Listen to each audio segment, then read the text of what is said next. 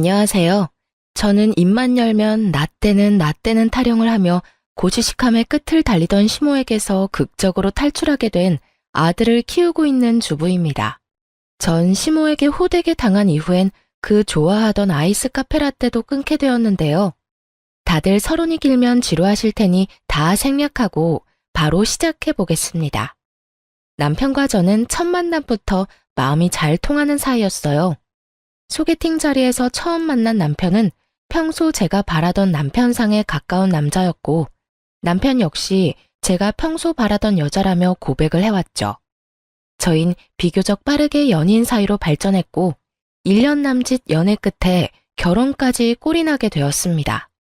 남편도 저도 외동이었던지라 저희의 결혼에 저희보다 부모님들이 기대하는 바가 크긴 했지만, 남편과 전 다 생략하고 반반 결혼을 하길 바랬고, 그런 저희의 뜻을 부모님들이 받아들여 주셔 반반 결혼을 하게 된 것이었죠. 이렇듯 저와 남편 사이엔 아무런 문제가 없었는데, 문제는 시댁에서 일어났어요. 아니, 시댁이라고 하기에도 뭐한 것이 단 한 사람, 시모가 문제였죠. 시모는 드라마에서나 나오는 시댁 말이라면 죽는 신용이라도 해야 한다고 주장하는 고지식한 마인드를 가진 사람으로 꼬장꼬장하기가 말로 하면 입 아픈 정도였어요. 아가, 너 오늘 저녁은 된장찌개로 끓이거라. 우리 집에서 가지고 간 된장이 있지? 우리 아들은 그 된장으로 끓인 된장 좋아한다. 저녁 메뉴를 결정해주는 것은 기본이었고요. 예, 너 톡 프로필 사진 보니까 치마가 너무 짧더라. 무릎까지 오는 치마가 뭐니? 결혼도 한 애가. 치마를 입으려거든 발목도 다 가리는 걸 입거나 그것도 여의치 않으면 차라리 바지를 입거라. 알겠니? 제 옷차림에 관해 간섭하는 일도 종종 있기도 했어요. 이렇게 남의 일 간섭하기 좋아하고 고지식한 시모를 시부 역시 감당이 안 되는 듯 제발 그만 좀 잡으라며 혀를 차곤 했지만 시모는 이런 시부를 아랑곳하지 않고 본인 말은 꼭 해야만 성미가 풀리는 사람이었죠. 그나마 다행스러운 건 시댁은 저희가 사는 곳에서 빨리 가면 3시간, 차가 밀린다 싶으면 5시간까지도 걸리는 곳으로 거리가 먼 편이었어요. 거리가 가까웠다면 날마다 저를 오라가라 하며 들들 볶고도 남을 시모라 그게 그렇게 다행스러울 수가 없었죠. 하지만 거리가 먼 것이 다행인 만큼 또 곤란한 상황이 벌어지기도 했습니다. 예, 너 당장 우리 집에서 좀 오거라. 네? 지금이요? 어머님, 지금 시간이 밤 8시인데 제가 어떻게 지금 가요? 내가 오라고 하면 와야지. 무슨 잔말이 그렇게나 많아? 밭에 일은 쌓여있고 사람 쓰자니 돈 아깝고. 그러니 어쩌겠어. 네가 지금 와서 자고 내일 일어나서 밭일이라도 해야 하지 않겠어? 시모의 쩌렁쩌렁한 목소리는 거실을 울리고 있었고 저보다 더 화가 난 남편이 휴대전화를 뺏어 들더니 한 소리 하더군요. 엄마, 제발 말이 되는 소리를 해. 지금 시간이 몇 시인데 그 거리를 오라가라 그래. 밭일이 정 많아서 힘들면 사람 쓰세요. 그 돈 내가 내일 엄마 계좌로 보내줄 테니까. 그러면 끊어요. 우리 피곤해서 자야 해. 이렇듯 남편은 무슨 일이 생길 때마다 저의 방패막이 되어주었고 저는 그 덕에 비교적 욕을 덜 먹으며 상황을 피해갈 수 있었습니다. 하지만 아무리 열심히 잘 피한다고 한들 명절까진 피할 순 없었죠.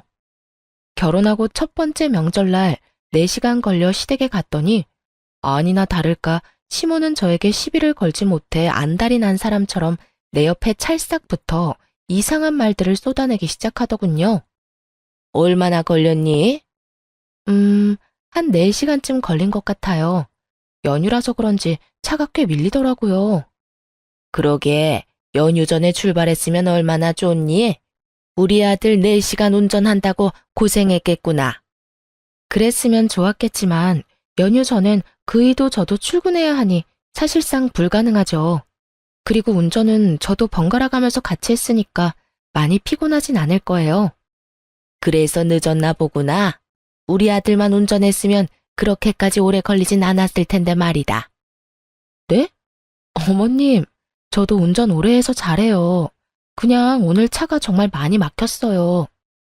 여자가 잘해봤자 남자만 하겠니? 남자하고 여자는 운동신경 자체가 다르단다. 그런데 너 아까부터 왜 그러고 서 있니? 수다 그만 떨고 얼른 짐 풀고 주방으로 오거라. 할 일이 태산처럼 쌓여 있다. 먼저 말 건 사람이 누구인데 이런 말을 하는 것인지 모르겠더라고요. 거기에다 남편 혼자 운전했다고 해도 난리, 같이 했다고 해도 저 난리이니 어느 장단에 맞춰야 할지 갈피를 못 잡겠더군요. 이런 제 마음을 남편도 눈치챘는지 제 손을 잡아 끌며 이렇게 말하더군요. 피곤한 사람 붙잡고 얼마나 걸렸냐, 왜 그렇게 오래 걸렸냐, 이것저것 물은 사람이 누군데. 그리고 인간적으로 이 사람 숨 좀 돌리고 일하라고 해. 뭐가 힘들다고 숨까지 돌려? 얼른 해야 오늘 내로 끝날 거 아니야. 너는 상관하지 말고 얼른 방에 가서 쉬어라. 운전하고 오느라 힘들 거 아니니? 엄마, 이 사람 말 못 들었어? 같이 번갈아 가면서 운전했다니까. 내가 피곤하면 이 사람 역시 피곤하지 않겠어? 그러니까 우리 둘 다 좀 쉬다가 나올게. 차례 준비야. 내가 같이 하면 금방 끝날 테니까. 엄마는 아무 걱정하지 말고 방에서 쉬고 계세요. 뭐? 네가 뭘 안다고 돕는다고 이 난리야? 그리고 남자가 주방에 왜 들어와? 너 혹시 집에서 집안일도 하고 그러니? 아가, 네 남편 집에서 주방일도 하니? 그렇니? 시모는 날카로운 시선으로 저를 바라보며 질문을 던졌고 남편은 그런 시모 앞에 막아서더니 이렇게 말하더군요. 내가 애야? 누가 시킨다고 하게? 그리고 나 취사병인 거 잊었어? 아마 모르긴 몰라도 밑작업은 내가 엄마보다 더 빠르고 꼼꼼하게 할걸? 그러니까 할머니 할아버지들이나 하는 고지식한 말 그만하고 우리 좀 쉬러 들어가게 해주세요. 나도 피곤하다고. 남편의 말에 시모는 못마땅한 듯 보였지만 아들이 피곤하다니 하는 수 없이 막은 길을 비켜주더라고요. 저에게 끝까지 눈치를 주긴 했지만요. 그렇게 조금 쉬고 체력을 비축한 저는 차례 음식을 준비하기 시작했어요. 남편 역시 저 혼자는 무리라며 옆에서 도와주었고요. 그런 남편의 모습을 본 시모가 개거품을 물며 남편이 아닌 저에게 호통을 치기 시작하더군요. 넌 도대체 뭐 하는 거야? 네 남편이 생각이 없어서 주방에서 저러고 있으면 너라도 나서서 나가라고 해야 할 거 아니야? 남자가 주방에서 일하는 법이 도대체 어디 있어? 아니, 그게 아니라요. 엄마, 요즘 세상이 어떤 세상인데 그런 말을 해? 요즘엔 남자들이 주방에서 일을 더 많이 해. 어디 가서 난 남자라 주방 일은 절대 못한다고 말했다간 그날로 이혼당한다고. 이혼이 뭐야? 장가도 못 갈걸? 요즘 세상이 어떤지는 궁금하지도 않아. 난 내 아들이 내 주방에서 설치는 꼴은 절대로 보기 싫다. 넌 뭐하니? 얼른 네 남편 나가라고 하지 않고? 엄마가 나가세요. 난 죽어도 여기서 죽을 테니. 엄마 자꾸 내 마누라 고생시키는 말만 하면 앞으로 명절이고 뭐고 절대 여기 안 오는 수가 있어. 아니, 그래도 얘가? 그러니까 아들 얼굴 계속 보고 싶으면 이만 나가주세요. 남편은 막무가내로 나오는 시모를 더 막무가내적인 방법으로 주방에서 내쫓아버렸습니다. 그 순간 남편이 얼마나 든든한지 시댁만 아니면 뽀뽀 100만 번 정도는 해주고 싶은 심정이었어요. 그렇게 남편 덕분에 보다 수월하게 준비를 마칠 수 있었어요. 다음날 차례를 다 지내고 집으로 돌아갈 준비를 하는데 시모가 절 조심스럽게 부르더라고요. 예, 너 일로 잠시 와봐라. 네? 저요? 왜요, 어머님? 쉿! 조용히 하고 오라면 좀 와.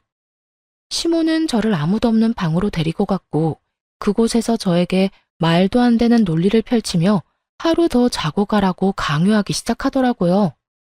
아가, 하루 더 자고 가라. 네? 여기서 하루 더 자고 가면 친정은 못 갈 텐데요. 친정은 꼭 명절이 아니라도 언제든 가면 되지 않니? 요즘 세상이 좋아져서 그렇지 나 때는 명절에 친정은 가지도 못했어. 명절이 뭐니? 평소에도 친정 갈 생각도 못했지. 시집 오면 친정과는 이별인 게야. 이제 죽어도 시댁 귀신 되어야 하지 않겠니? 언제적 사고방식을 아직도 강요하고 있는 것인지 시모는 그야말로 구시대적 사고로 똘똘 뭉친 사람이었고 저에게 그 사고를 강요하며 자신의 뜻에 무조건 따라야 한다는 듯 명령하기 시작했어요. 저는 처음부터 시모에게 이끌려가다간 제 무덤을 제가 파는 짓거리를 하고 말 것이라 확신했고 전 시모에게 안 된다는 말을 하기로 했습니다. 네? 아무리 그래도 저도 결혼하고 처음 맞는 명절인데 제가 형제자매가 많은 것도 아니고 저도 외동이라 부모님이 내심 많이 기다리세요. 그래서 너 지금 하루 더 못 자고 간단 말이니? 시모의 눈빛이 순간적으로 날카로워지며 저를 바라보았고 저는 당황스러워 어찌 해야 할지 몰랐죠. 여보, 여기서 뭐해? 어떻게 안 것인지 남편은 저희가 있던 방문을 열고 들어와 버렸고 무슨 분위기인지 단번에 알아챈 남편은 제 손을 잡아 끌며 이렇게 말하더군요. 얼른 가자. 지금 출발해도 늦어. 엄마, 할 말 더 남았어? 아니다. 할 말은 무슨. 조심해서 가라고 하고 있었어. 그래? 그럼 인사는 다 나눴지? 우리 간다. 아무리 막무가내 시모여도 아들 앞에선 어쩔 수 없는 것인지 시모는 울며 겨자 먹는 얼굴을 하고선 저희를 배웅해 주더군요. 그 순간 남편이 얼마나 든든한지 친정으로 가는 내내 남편 손을 얼마나 만지작거렸나 몰라요. 그렇게 친정에 도착해 저흰 무사히 명절을 마무리했고 다시 일상으로 돌아와 행복한 신혼을 보내고 있었습니다. 그러던 어느 날 이상하게 계속 피곤하고 속도 좋지 않은 것이 몸이 이상하다는 느낌이 들기 시작했어요. 저는 혹시나 하는 마음에 테스트기를 해보았고 그 결과 테스트기엔 선명한 두 줄이 보이더군요. 네, 임신이었어요. 전 일단 병원에서 확인할 때까지 남편에게도 비밀로 했고 병원에 다녀온 후 남편에게 임신 사실을 밝히게 되었죠. 여보, 나 임신이야. 4주 됐대. 뭐? 그게 정말이야? 그런데 4주? 병원에 혼자 갔었어? 나한테 말하지. 왜 병원을 혼자 가? 그것도 산부인과를. 혹시나 테스트기는 두 줄이긴 했는데 불량일 수도 있으니까. 괜히 당신까지 실망할까봐 혼자 다녀왔지. 아기 심장 소리 듣는데 당신 생각나더라. 내일 다시 가. 나도 우리 아기 심장 소리 듣고 싶단 말이야. 뭐? 그래, 알겠어. 가자, 가. 여보, 진짜 고마워. 나 진짜 너무 기쁘다. 앞으로 내가 당신 더 행복하게 해줄게. 남편은 저를 꼭 안아주며 울기 시작했고 전 그런 남편을 겨우 진정시킨 후 친정을 거쳐 시댁에까지 기쁜 소식을 알렸습니다. 다들 뛸 듯이 기뻐해 주시는 가운데 시모는 제 기분을 망치고 싶어 안달이라도 난 사람처럼 모진 말들을 하기 시작하더군요. 어머님, 저 임신했어요. 병원 다녀왔는데 4주 차라네요. 그래? 알겠다. 네? 네, 어머님. 기쁘지 않으세요? 기쁘지. 기쁜데 임신한 게 뭐 대수라고 이 유난을 떨어대는지 이해가 안 돼서 말이다. 여자라면 다 하는 임신 너무 유난 떨지 말고 얌전히 지내다 출산이나 잘하거라. 유난 떨다 괜히 유산이나 하지 말고. 임신을 알리는 며느리에게 유산을 말하는 시모라니 이게 무슨 경우인가 싶더군요. 그 순간 시부의 목소리가 들려왔어요. 이 할망구가 노망이 났나? 당신 그걸 말이라고 하는 게야? 임신한 며느리한테 유산이라니. 헛소리 하려거든 그냥 전화를 끊어. 괜히 좋은 날에 애들 기분 망치지 말고. 내가 그 입 조심하라고 몇 번을 말했는데 당장 전화 끊지 못해? 알겠다고요. 어쨌든 축하한다. 그러면 이만 끊으마. 시모의 말에 기분이 상하지 않는 것은 아니었지만 좋은 날이기에 그냥 그러려니 하고 흘려버렸고 그렇게 저의 임신 생활은 시작되었습니다. 엄마가 된다는 건 새로운 경험이더라고요. 저는 입덧은 없었는데 잠이 오는 것을 넘어 쏟아지는 바람에 운전 자체가 불가능할 정도였어요. 심할 땐 밥을 먹다가도 잠이 쏟아져 숟가락을 놓고 자기도 했으니까요.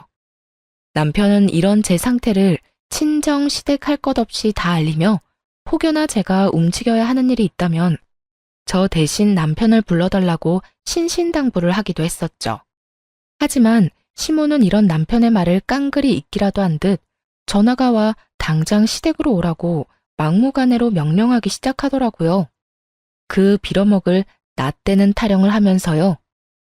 예, 너 지금 당장 우리 집에 좀 오거라. 다짜고짜 이게 무슨 말인가 싶었어요.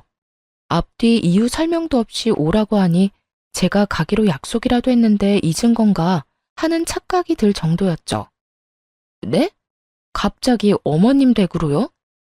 그래, 지금 당장. 무슨 일 있으세요? 이렇게 갑자기 왜요? 왜요는 무슨 왜요야. 시어머니가 오라고 하면 네 하고 오면 될 것이지. 무슨 잔말이 그렇게나 많아? 아, 그게요. 제가 임신한 뒤로 잠이 많아져서 운전을 못하고 있어요. 그래서 급한 일 아니면 그이 오면 같이 가려고요. 내가 너한테 오라고 했지, 네 남편한테 오라고 했니?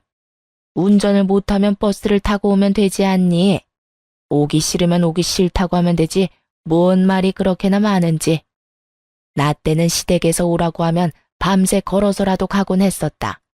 요즘 것들은 어른 무서운 줄도 모르고 어른 공경할 줄도 모르고. 너는 네 친정에서 그렇게 가르치디? 사돈도 참 대단하시다. 이렇게 막대 먹은 딸 시집 보낼 생각을 다 하고 말이다.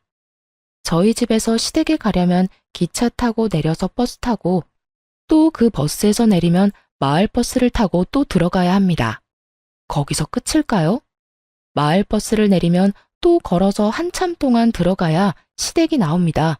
그런 길을 홀몸도 아닌 제가 어떻게 갈 수 있겠어요. 시모 본인도 지금 자신이 말도 안 되는 요구를 한다는 것을 뻔히 알 텐데 그저 어떻게 해서든 딴지를 걸고 싶어 안달이 난 것이 눈에 훤히 보이더군요. 거기에다 갑자기 시댁으로 오라는 이유가 더 가관이었어요. 어머님, 가기 싫은 게 아니라 지금 제 사정 아시잖아요. 이 몸을 해서 어떻게 그 먼 길을 가겠어요? 그리고 어머님, 무작정 오라가라 화만 내지 마시고 이유를 말씀해 보세요. 도대체 저를 이렇게 급하게 부르시는 이유가 뭐예요? 뭐 급한 일이라도 있으세요? 내가 허리가 아파서 비닐하우스에 손을 못 댔더니 아주 엉망이야. 너 이제 안정기도 지났으니 와서 일 좀 하거라. 임신했다고 해서 가만히 있으면 그게 아기한테 더 안 좋다. 나 때는 만삭 때도 밭에 나가서 일하고 밥하고 다 했다. 그래도 애만 건강하게 잘 낳았어. 그까짓 임신이 뭐라고 이 유세를 떠는지. 네, 그래요. 시댁 옆엔 시모가 관리하는 하우스가 있었는데 그 하우스에 일이 많으니 다른 사람도 아닌 임신한 저에게 3시간 거리를 와 일을 하라는 것이었어요. 그 말을 듣는데 제 인내심의 끈이 툭 하고 끊기는 소리가 들리더군요. 어머님, 저 못 가요. 다른 이유도 아니고 하우스에서 일이나 하라고 그 거리를 기차 타고 버스 타고 또 버스 타고. 그게 끝인가요? 마을버스 내리면 20분이 넘는 거리를 걸어서 가야 한다고요. 그렇게 가서 일을 하라고요? 그것도 홀몸도 아닌데요? 어머님은 어떤 시절을 어떻게 사셨는지 모르겠지만 저는 그렇게까지 살 생각은 전혀 없어요. 유난이라고 하셔도 하는 수 없고요. 뭐야? 2년이 오냐오냐 해줬더니 못하는 말이 없구나. 어디 며느리가 시어미한테 버르장머리 없이 그딴 말을 짓거려대는 게야. 너는 네 친정에서 그딴 식으로 가르치든? 제가 잘못한 것도 하나 없는 상황에서 친정을 언급하며 저를 비난하는 시모의 말을 듣고 더는 상식적인 대화가 불가능하겠다는 생각이 들었습니다. 그래서 전 더 강하게 제 할 말은 다 해버렸습니다. 그 말도 제발 좀 그만하세요. 무슨 말만 했다 하면 친정. 버르장머리 없이 굴라고 어느 친정에서 가르치겠어요. 저희 친정에서도 저 시집 오기 전에 어른 공경하고 잘 모셔야 한다고 입이 닳도록 말씀하셨어요. 그런데 그렇게 말씀하시면서도 할 말을 하고 살란 말씀도 하시더라고요. 그래서 저도 이제 할 말은 하고 살려고요. 어머님도 잘 아시다시피 저 홀몸도 아니라서 거기까지 갔다간 저고 제 아기고 무사하진 못할 것 같으니 전 절대 못 갑니다. 그러면 끊을게요. 저는 그대로 전화를 끊어버렸고 어쩐 일인지 시모에게선 더는 연락이 오지 않더라고요. 전화를 끊고 난 후에도 저는 화가 가라앉지 않아 씩씩거리고 있는데 갑자기 배가 너무 아파오기 시작했어요. 갑자기 밀려오는 고통에 불안했던 저는 가까이 사는 엄마를 불러 병원으로 가게 되었고 병원에 가서 진료를 기다리고 있으니 엄마에게 연락을 받은 남편도 땀까지 흘리며 불이 나게 병원으로 오더라고요. 진료 결과 일시적으로 배가 뭉친 것 같다며 걱정할 정도는 아니지만 너무 무리하거나 스트레스를 과하게 받는 일은 피해야 한다는 말을 듣게 되었어요. 진료를 마친 남편과 엄마는 집으로 돌아왔고 저 못지않게 놀란 엄마는 가까운 집에 갈 힘도 없다며 하루 자고 가겠다고 하더라고요. 아이고구, 너무 놀라서 꼼짝도 못하겠어. 나 오늘 여기서 자고 가도 되지? 그럼요, 장모님. 안방에서 주무세요. 제가 작은 방에서 자면 됩니다. 아니야. 내가 작은 방에서 자면 되네. 난 침대보다 바닥이 편해. 그건 그렇고 너 도대체 무슨 일이 있었길래 이런 사태까지 일어난 거야? 도대체 무슨 일로 얼마나 스트레스를 받았으면 병원까지 갈 정도로 배가 뭉쳤냐 이 말이야. 에이, 무슨 일은 아무 일도 없었어. 그냥 누워서 쉬려는데 갑자기 배가 아팠다니까. 그러니까 괜한 생각 그만하고 얼른 들어가서 쉬어. 나도 쉬어야겠어. 그래? 그러면 알겠어. 앞으로 조심하고 또 그런 일 있으면 엄마한테 전화해. 아우, 피곤하다. 엄마 들어간다. 우리 사위도 얼른 쉬게나. 엄마는 피곤하시다며 작은 방으로 들어가 버리셨고 엄마가 들어가자마자 그제야 남편이 저를 보며 캐묻기 시작하더군요. 여보, 솔직하게 말해봐. 무슨 일 있었지? 응? 무슨 일이라니 아무 일도 없었어. 아무 일도 없기는. 병원에서 당신 표정 어땠는 줄 알아? 아프고 놀라고 그런 표정보단 화가 어마어마하게 난 표정이었다고. 도대체 무슨 일이길래 그런 표정을 하고 있었어? 아니야, 화나기는 무슨? 그냥 너무 놀라서 그렇지. 놀란 것도 놀란 거지만 혹시나 우리 아기한테 무슨 문제라도 생겼나 걱정되기도 했고. 아무튼 이런저런 감정에 그런 표정이 나왔나 봐. 그러니까 괜히 걱정하지 말고 당신도 오늘 많이 놀랐을 텐데 얼른 자. 정말이지? 정말 그래서 그랬던 거지? 그럼 나도 피곤해. 이제 정말 그만. 얼른 자자. 그렇게 한 차례 남편을 달래고 또 달랜 후 잠이 들렸는데 초인종 소리가 연달아 들리더라고요. 여러 일이 있었던 탓에 일찍 잠자리에 들었던 터라 9시가 채 되지 않은 시간이었지만 그 시간에 방문할 사람이 없던 것도 사실이었기에 누구인지 예상도 되지 않더라고요. 남편은 본인이 나가본다며 밖으로 나갔고 저 역시 그런 남편의 뒤를 따랐어요. 이윽고 남편의 뒤를 따라 거실로 나갔을 땐 저를 노려보며 씩씩거리고 있는 시모가 있더라고요.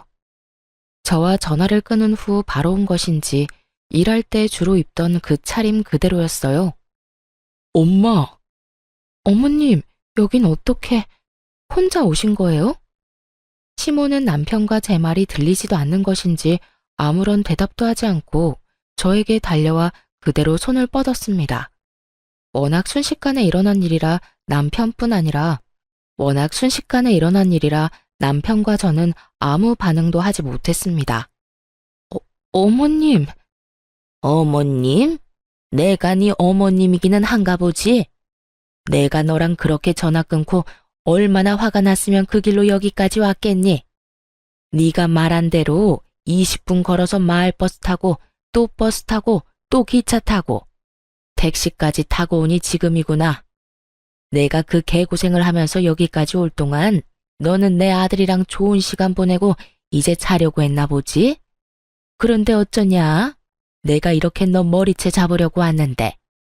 이렇게 말한 시모는 바로 제 머리를 잡고 흔들려고 했고 남편이 가까스로 그런 시모를 막아섰습니다. 엄마, 이게 다 무슨 소리야? 이 사람이랑 낮에 통화했었어? 아니, 다 됐고 아무리 무슨 일이 있었다고 해도 그렇지 사람을 다짜고짜 잡아대면 어떻게 해? 내가 오죽했으면 그랬겠어? 이 고얀 것이 글쎄 나보고 뭘 한 줄 알아? 내가 좀 오라고 했더니 절대 못 온다고 하더라. 친정에서 할 말은 다 하라고 가르쳤다나 뭐라나. 내가 얼마나 기가 막혔으면 네 아버지 밥도 안 차려주고 그 길로 여기까지 왔겠어. 거기까지 이 사람을 오라 했단 말이야? 왜? 도대체 왜 홀몸도 아닌 사람을 오라고 한 거야? 왜긴 왜야. 하우스에 일거리가 넘쳐나는데 혼자 하려고 하니까 엄두가 안 나니까 그렇지. 시모는 제 입으로 스스로 저와 있었던 일을 구구절절 털어놓기 시작했고, 그제야 모든 진실을 알게 된 남편이 소리를 고래고래 지르며 시모에게 화를 내기 시작했어요. 엄마, 제정신이야? 이 사람 요즘 잠이 비정상적으로 많이 쏟아져서 운전하면 위험하다고 내가 말했잖아. 그런 사람한테 뭐? 다른 것도 아니고 일을 하러 오라고 했다고? 운전을 못하면 버스를 타고 와. 그게 제정신 박힌 사람이 할 수 있는 말이라고 생각해? 넌 왜 엄마한테만 뭐라고 하니? 임신한 게 뭐 대수라고 이 난리들을 부리냐 이 말이야. 니녀는 네 남편한테 뭐라고 했길래 내 아들이 나한테 이렇게 화를 내? 뭐라고 이간질을 시켰길래 내 아들이 이러냐고. 그리고 넌 아무 잘못도 안 했니? 넌 네 행동이 다 잘한 행동이라고 생각해? 아무리 임신한 게 유세라고 하지만 시어미한테 그렇게까지 말하는 건 아니지. 제가 말을 하긴 무슨 말을 해요. 방금 어머님이 친히 다 말했으니까 아범도 아는 거죠. 그리고 아무리 화가 나셨다고 한들 욕은 하지 말아주세요. 기분 너무 나빠요. 뭐? 그래도 인연이? 어머니! 제 말에 흥분한 시모는 눈 깜짝할 사이 제 머리채를 잡아버렸고, 제가 비명을 질러대는 순간 작은 방문이 열리더니 엄마가 뛰어나왔어요. 그냥 보기에도 화가 잔뜩 난 얼굴의 엄마는 그대로 시모를 밀쳐버렸고, 갑작스러운 엄마의 등장에 시모는 많이 당황한 듯 한 발 물러서더라고요. 이게 도대체 무슨 짓입니까? 사돈, 이때까지 내 딸한테 이딴 식으로 구셨던 겁니까? 입이 있으면 대답해 보세요. 홀몸도 아닌 애를 이딴 식으로 대하고 있었냐고 묻고 있잖아요. 엄마는 시모를 쏘아보며 말했고, 그런 엄마를 보며 시모는 콧방귀를 뀌며 귀를 파고 말하더라고요. 네, 다 보셨으니 아니라는 말은 안 할게요. 그런데요, 사돈, 시집 왔으면 며느리도 내 자식이나 다름이 없는 거 아닙니까? 그런 내 자식 잘못된 행동하길래 손수 교육 좀 해줬는데 그게 이렇게 눈 뒤집고 따질 일입니까? 저는 참 이해가 되지 않네요. 시모는 얄밉게도 비아냥거리며 엄마에게 말했고, 시모의 말을 다 들은 엄마는 아무 말도 없이 남편의 뺨을 있는 힘껏 날려버렸어요. 이해가 되지 않는다던 시모는 막상 남편이 뺨을 맞아버리자 노발대발 화를 내며 엄마에게 화를 내더군요. 사돈, 지금 이게 무슨 짓이에요? 감히 내 아들을, 그것도 내가 보는 앞에서, 미쳤어요? 그러지 않고서야 감히 내 아들을? 장가 왔으면 사위 역시 내 자식인데 이런 상황에 자기 마누라 하나 지키지 못한 자식에게 손수 따끔하게 혼을 내는 중입니다만. 왜요? 눈이 다 뒤집히게 화라도 나시나 봐요? 사돈은 이해가 안 된다고 하시더니 막상 자기 아들이 눈앞에서 맞으니 눈이 뒤집히죠? 이제 이해가 되는 눈치니 한마디 하겠습니다. 사돈, 제 딸이 뭘 얼마만큼 잘못했는지는 모르겠으나 이 오밤중에 애들 사는 집에 들이닥쳐서 이런 행동하는 건 아니죠. 그러다 뱃속에 애라도 잘못되면 어떻게 하려고 이러는 겁니까? 그래서 애라도 잘못했어요? 애라도 잘못됐으면 내 무릎이라도 꿇고 사죄하겠지만 그것도 아니지 않아요. 지금 그걸 말이라고 해요? 기어이 당신 아들 머리라도 잡아봐야 입에서 잘못된 행동이었단 말이 나올 겁니까? 엄마는 대로하며 소리를 질렀고 남편 역시 나서 한 소리 하더라고요. 엄마, 제발 좀 그만하고 이만 가. 사과할 거 아니면 당장 돌아가라고. 넌 왜 이 엄마한테만 뭐라 그래? 그리고 왜 나만 가라고 하는 거니? 네 장모는 있어도 되고 난 왜 있으면 안 되는 건데? 장모님은 엄마가 이 사람한테 욕하고 난리를 부려댄 덕에 배가 아파서 이 사람 데리고 병원 다녀오셨어. 너무 놀라서 오늘 여기서 자고 가기로 했고. 이제야 알겠어? 오늘 엄마 때문에 소중한 우리 아기랑 이 사람 잘못될 뻔했다고. 그러니까 괜히 장모님 걸고 넘어질 생각 말고 얼른 가요. 난 못 간다. 전현이 나한테 무릎을 꿇고 빌기 전까진 절대 못 가. 내 꼴 보기 싫지? 그러면 얼른 무릎 꿇고 빌거라. 시모의 화살은 다시 저에게로 왔고 저를 대신해 엄마가 나서 주었습니다. 내 딸이 뭘 잘못했다고 무릎까지 꿇려? 뭐?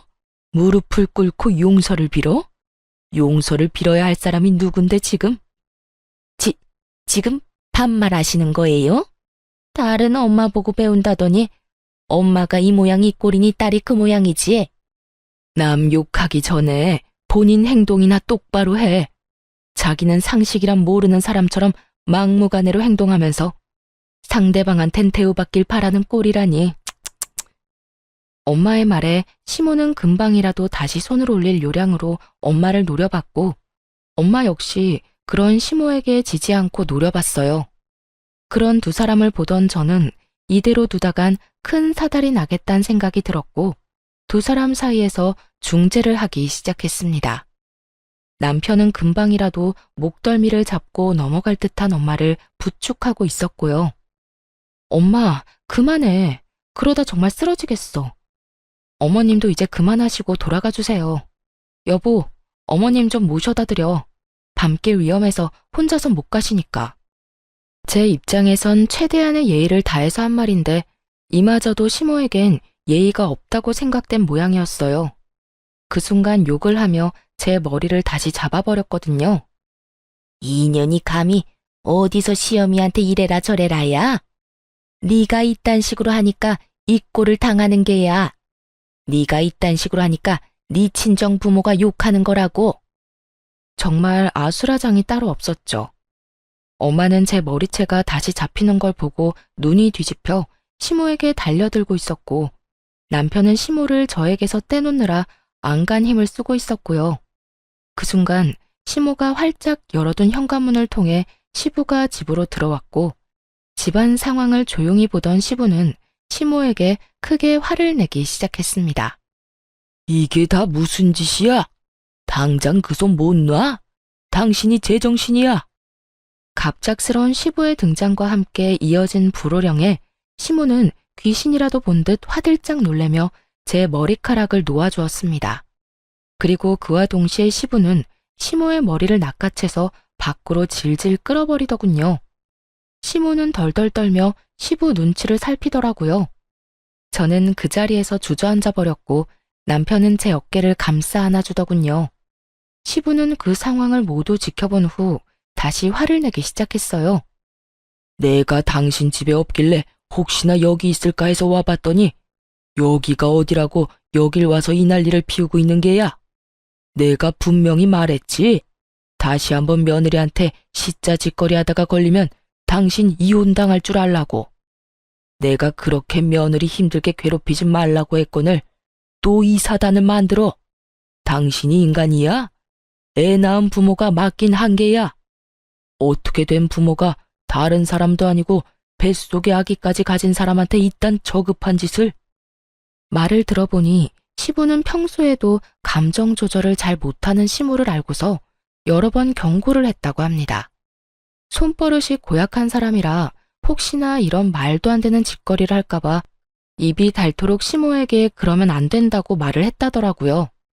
며칠 동안 잠잠했으니 잘 참고 있다고 생각했던 시부는 오늘 일을 끝내고 집으로 돌아왔더니 시모는 없었고 연락조차 되지 않자 혹시 하는 마음에 서울 저희 집까지 왔다고 하더군요. 아니나 다를까 시부가 저희 집에 와서 처음 본 장면은 시모가 제 머리를 잡는 모습이었고 시부가 그 순간 눈이 돌아서 둘을 떼어놓기 위해 시모 머리채를 잡은 것이었죠. 시부의 호통에 시모는 눈물을 글썽이며 이렇게 말하더군요. 내가 잘못했어요, 여보. 당신도 알다시피 내가 화가 나면 눈이 돌아버리잖아요. 정말로 내가 잘못했어요. 내가 어떻게 하면 당신 화가 풀릴까요? 내가 무릎이라도 꿇고 빌면 되겠어요? 아니, 애들한테 무릎이라도 꿇고 빌까요? 당신이 그러라고 하면 나 그렇게 할게요. 그러니까 이혼하자는 말은 하지 말아요. 내가 이 나이에 당신이랑 이혼하고 어디 가서 살아요? 나 오갈 데 없는 거 당신이 더 잘 알잖아요. 말을 마친 시모는 거의 바닥에 엎드리다시피 몸을 숙이더니 저와 친정엄마에게 빌기 시작했어요. 아가, 내가 다 잘못했다. 그까진 일이 뭐라고 임신한 너를 오라가라 하는 게 아니었는데 내가 생각이 짧았어. 네가 서운하고 화낼만 했는데 내가 미쳤었는지 그 순간에 화가 너무 나더구나. 아무리 화가 난다고 해도 여기까지 찾아와서 홀몸도 아닌 너를 그렇게 대하면 안 되는 거였는데 미안하다. 그리고 사돈, 제가 잘못했습니다. 귀한 사돈 딸에게 제가 씻을 수 없는 상처를 남겼어요. 제가 이렇게 용서를 구할 테니 부디 한 번만 아량을 베풀어주면 안 되겠습니까? 저 이대로 가면 정말 큰일 납니다. 그러니 부디 사람 하나 구하는 셈 치고 용서 좀 해주세요. 시모는 울고불고 하며 용서를 구했지만 저와 엄마는 받아주지 않았어요. 그 용서가 진심으로 느껴지지도 않았지만 저희가 무어라 말을 하기도 전에 시부가 시모의 말을 끊고 이혼을 통보했습니다. 됐어. 이제 와서 용서를 구한다 한들 뭐가 달라져. 그러게 진작 내 말을 들었어야지. 진작 내 경고를 무시하지 않았어야지. 이 모든 건 다 내 말을 귓등으로도 듣지 않은 당신 탓이니 당신이 책임져. 책임지라고 하면 설마 아니죠, 여보? 왜 아니야? 이혼해. 일단 늦었으니 나 따라 나서고 내일 날 밝는 대로 이혼할 준비나 해서 집에서 나가. 시모에게 이혼을 통보한 시부는 저와 엄마에게 고개 숙여 사과의 말을 전하곤 집을 나가버렸고 시모도 시부의 뒤를 따라 집을 나서더군요.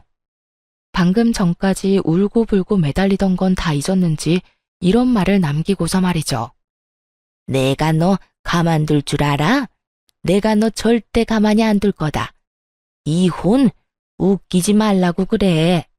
우리 영감 내가 내려가서 조금만 살살거리면 다시 화 풀릴 거고 그러면 이혼은 없던 일이 될 거다. 넌 그때 가서 다시 손봐주러 올 테니 각오하고 있거라. 이렇게 말한 시모는 시부의 뒤를 따라 나갔고 남편은 충격을 받은 듯 손이 떨리고 있었습니다. 저는 그런 남편의 손을 꽉 잡아주었고 남편은 눈물을 보이며 저와 엄마에게 진심 어린 사과를 전해왔습니다. 저와 엄마는 그런 남편에게 남편의 탓도 잘못도 아니니 너무 미안해하지 말라고 해주었고요. 그렇게 한 차례 폭풍이 지나가고 난 후 남편은 시모와 연을 끊게 되었어요.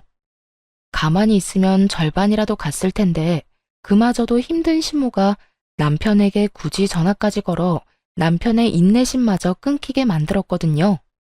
네가 어떻게 나한테 이럴 수가 있어? 내가 널 어떻게 키웠는데. 감히 내 앞에서 그년이랑 그년 엄마 편만 들어? 거기에다 네 아버지가 나한테 그렇게까지 하는데 어떻게 아들이란 놈이 가만히 있을 수가 있어? 엄마, 제발 그만 좀 해. 내가 뭘 어쨌다고 넌 나한테 그만하라는 말만 하는 게야? 정말 그걸 몰라서 물어? 엄마, 나 정말 실망했어. 이때까지 나 키워주셔서 자식돌이 다 하려고 했는데 엄마 그 나쁜 손버릇 때문에 나까지 이혼당하게 생겼는데 이래도 엄마 편을 들어줘야 해? 말이 되는 소리를 해. 아빠가 말한 건 기억 안 나? 분노 조절하라고, 손버릇 휘두르지 말라고. 그런데 엄마 잘못한 건 하나도 기억 못하고 지금 나더러 안 막아줬다고 화내는 거야? 애먼 사람 괴롭히지 말고 그냥 엄마랑 나랑 연을 끊어야 마무리 되겠네. 엄마 때문에 와이프랑 장모님 앞에서 죽을 만큼 미안해서 얼굴을 못 들고 다닐 처지라고. 솔직한 심정으로 엄마 내 눈앞에서 다시는 안 봤으면 좋겠어. 그리고 아빠가 12번도 더 참아줬는데 경고 무시하고 내 와이프 머리채 잡은 건 명백한 엄마 잘못이지. 내 말이 틀려? 그까진 머리채 잡은 게 뭐가 죄가 된다고 이 난린지. 나 때는 그게 기본이었다.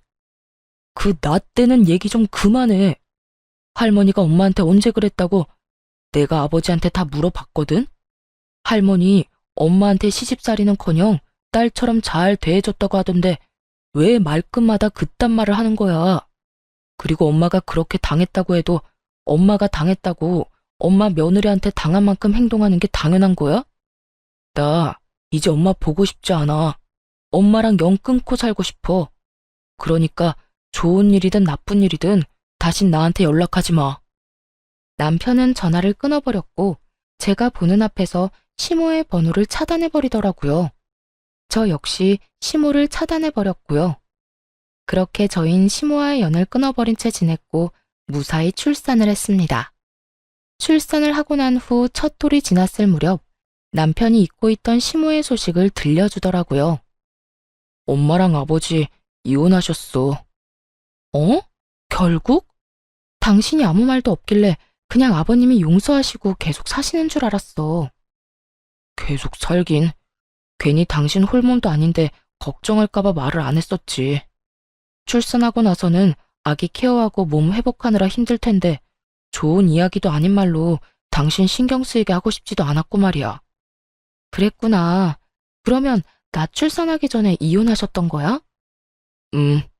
그때 한바탕 소란있고 바로 이혼하셨어.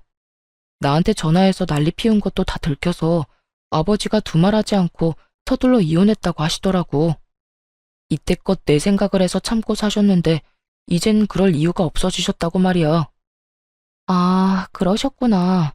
아버님 외로우시겠다. 아무래도 그렇긴 하시겠지. 그래도 오죽하면 그 나이에 이혼까지 하셨겠어. 나도 오죽했으면 이혼한 아버지 마음이 이해가 다 되더라니까. 우리 엄마 좀 그런 건 알고 있었는데 그날 정말 이건 아니다 싶었어.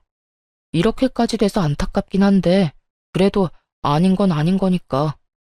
이런 말 심할진 몰라도 다 자업자득이지 뭐. 남편의 말이 맞다 싶더라고요. 자업자득. 전 시모는 자신이 저지른 일 때문에 노후를 즐기면 되는 말년에 외동아들도 잃게 되어버리고 집 있는 시부에게서도 쫓겨나 버렸으니까요. 그래서 어머님 소식은 알아? 아버지 말론 상가 청소부로 일하고 있다고 하더라. 이혼하고 나서도 계속 집에 찾아와서 울고불고 빌더니 어느 날부터 안 오길래 알아보니까 청소부로 일하면서 원룸 얻어서 살고 있다고 하더래. 남편은 이제 그 어떤 감정도 남아있지 않다고 하더라고요. 동정심마저 남아있지 않다고 하는데 그 심정이 이해되지 않는 건 아니었어요. 그날 전 시모의 모습을 두 눈으로 본 사람이라면 아마 누구든 오만정이 떨어진 것은 당연했고 무섭기까지 하다고 느낄만 했으니까요. 시부의 소식을 듣고 난 후 아무래도 전 혼자 계신 시부가 걱정되더라고요. 이미 긴 시간이 지나긴 했지만 그간 전 시모와 함께 산 세월에 비하면 1, 2년의 세월은 찰나와 같을 테니까요. 전 결국 남편에게 시부를 서울로 모시자고 했고 남편 역시 저의 뜻에 동의해 주었어요. 아버지, 혼자 계시는 거 적적하실 텐데 다 정리하시고 서울로 오시는 거 어떠세요? 서울? 내가 서울 가서 뭘 할 수 있다고? 꼭 뭘 해야 하나요? 이제 나이도 있으신데 굳이 뭘 하시지 말고 오셔서 손주 재롱이나 보시면서 지내세요. 아유, 됐다. 괜히 내가 가면 우리 며느리도 불편해해. 아버지, 며느리가 아버지 혼자 계신 거 신경이 쓰여서 육아가 손에 잡히질 않는데요. 그러니까 그만 고집 부리시고 서울로 오세요. 됐다니까. 난 괜찮으니 내 신경 쓰지 말고 너희나 잘 살거라.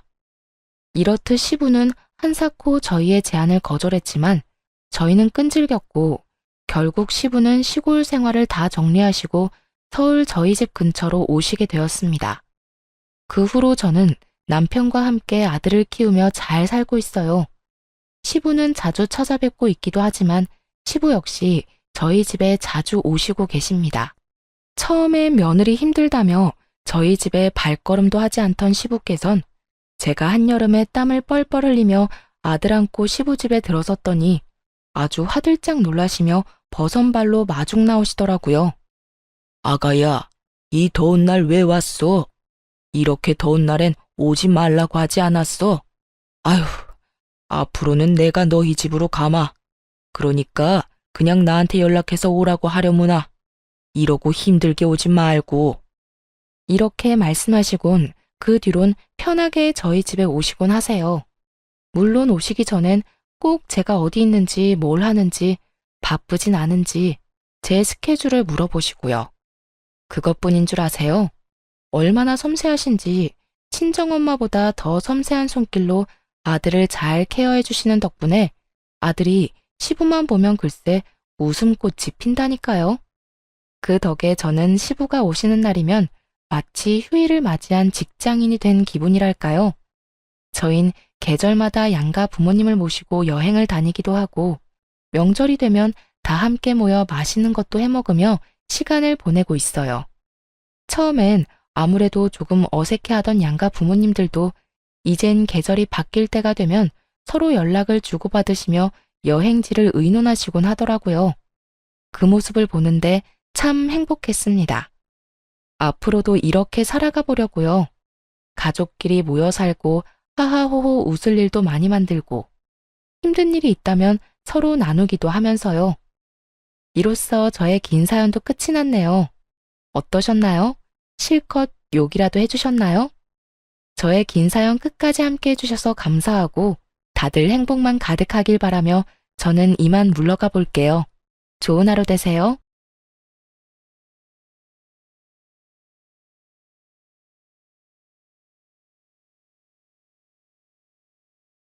안녕하세요. 저는 어느 조용한 시골에 살고 있는 돌싱녀입니다.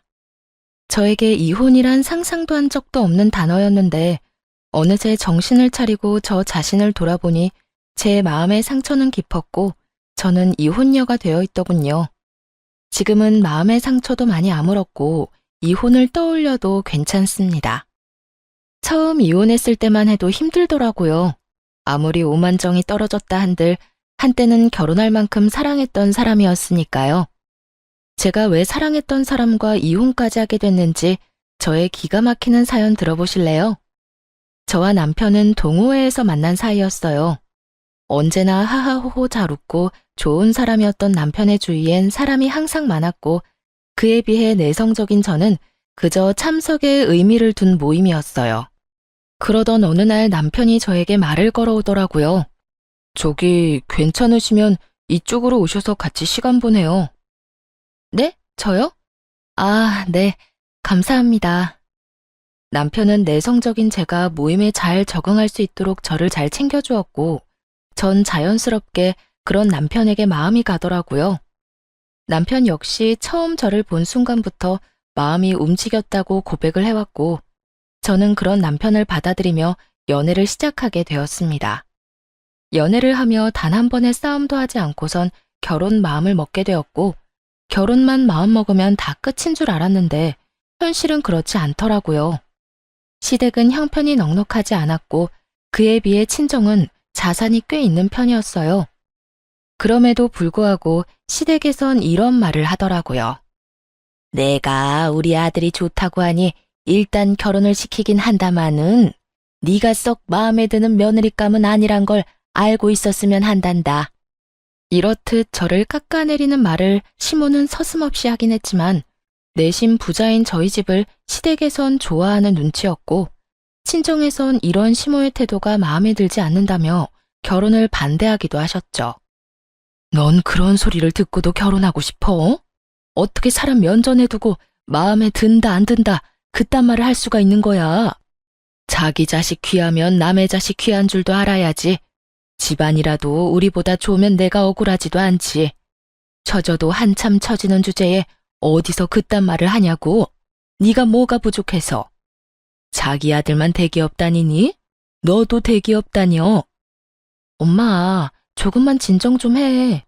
어머님이 말씀만 그렇게 하셔서 그렇지 속은 그렇지도 않을 거야. 그냥 집안 차이가 좀 나니까 아들 기죽을까봐 괜히 나한테 그러신 거겠지. 그게 더 문제야, 자격지심. 그게 사람 얼마나 피말리는 줄 몰라. 그딴 결혼을 하겠다고 이 난리니? 엄마는 싫어, 딸. 너도 나한테는 하나뿐인 딸이고 내 목숨 같은 딸이야. 그런 딸이 자기 발로 지옥불에 뛰어들겠다는데 어떤 엄마가 가라고 등 떠밀겠어. 차라리 내가 뛰어들고 말지. 엄마, 나 진짜 그 사람 사랑해. 내가 현명하게 잘 대처하면서 살게. 엄마 나 알잖아.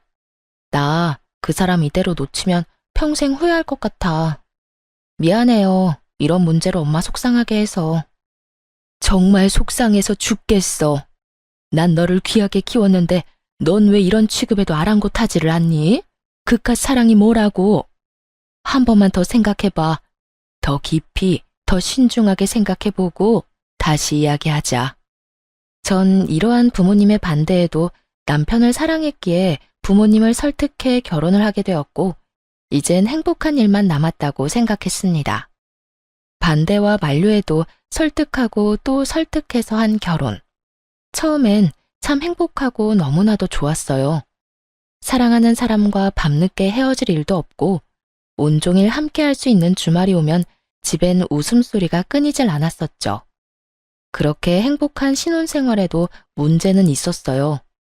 그건 다들 예상하다시피 시모의 간섭이었습니다. 그때 당시 저는 남편과 회사는 달랐어도 남편과 마찬가지로 대기업에 다니고 있었는데 하고 싶은 공부가 생겨 회사를 그만두고 공부를 위해 이리저리 알아보고 있을 때였어요. 결혼을 하고 난 후에 시작한 공부라고 해도 남편의 도움을 받은 것도 아니었고 그간 제가 모은 돈과 시집 올 때 친정에서 받은 돈이 꽤 있던 터라 생활에 무리가 될 상황도 전혀 아니었습니다.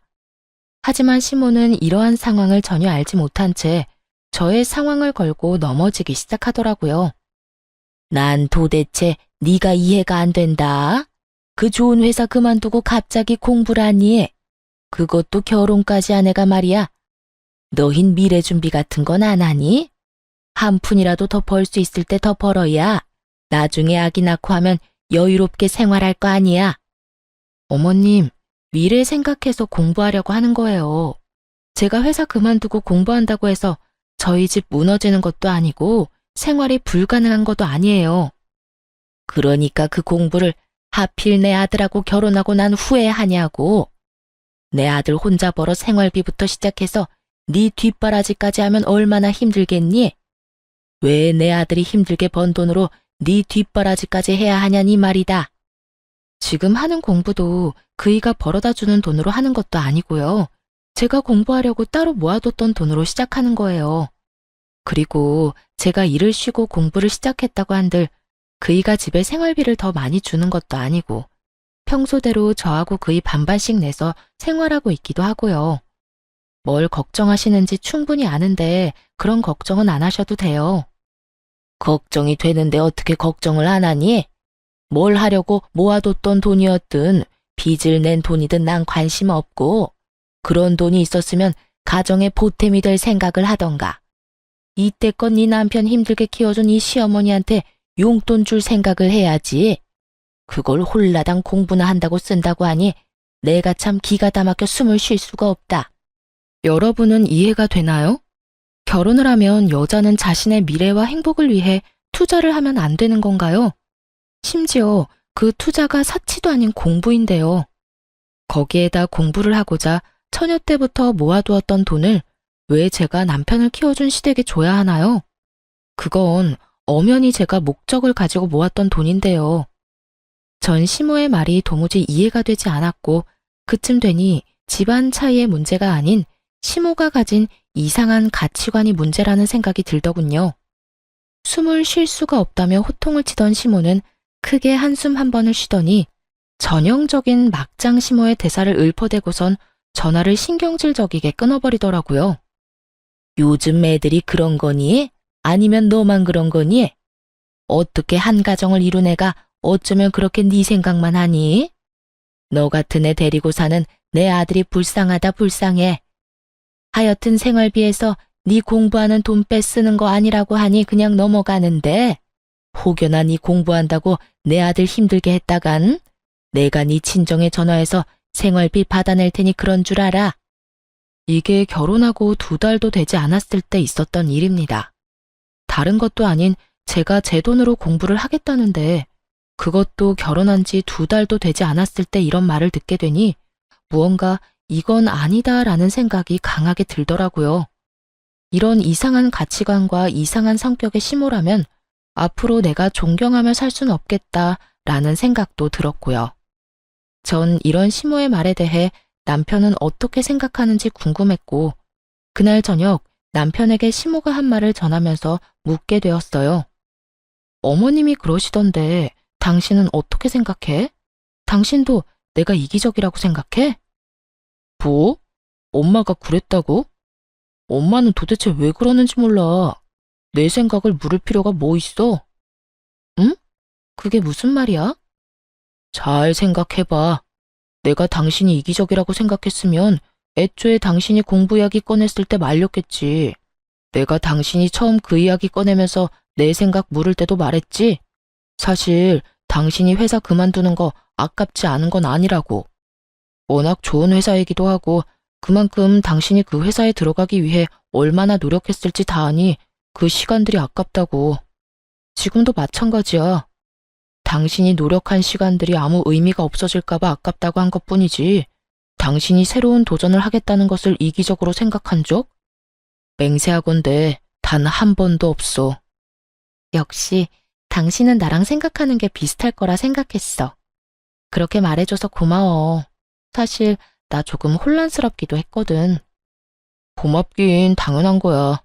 당신이 이상한 짓을 하는 것도 아니고 공부한다는데 응원은 못 해줄 망정 그걸 말리는 사람이 이상한 거지. 그러니까 당신은 엄마 말 무시하고 당신 하고 싶은 거 다 해봐. 남편은 시모와는 다른 사람이었고 생각하는 가치관 역시 저와 비슷하다는 생각이 들었어요. 돌이켜보면 다 저만의 착각이었지만요.